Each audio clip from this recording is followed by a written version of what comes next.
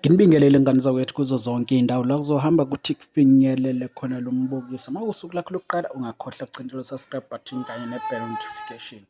Iy'ndaba ezingena manje ezokuthi umphathi wokhozi F_M uSibonga Ngcobo obeyimenenja yesiteshi Ukhozi F_M, kubikwa ukuthi usesulile esikhundleni sokuba yimenenja.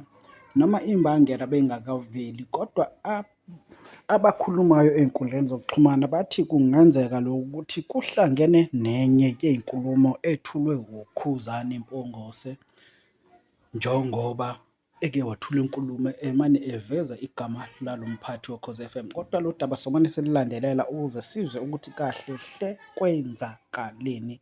Lolu daba silithathe kwilanga, nokuyilona liqinisekise lezi ndaba zokuthi inkosazana isisulile kuKhozi F_M njengomphathi siteshi.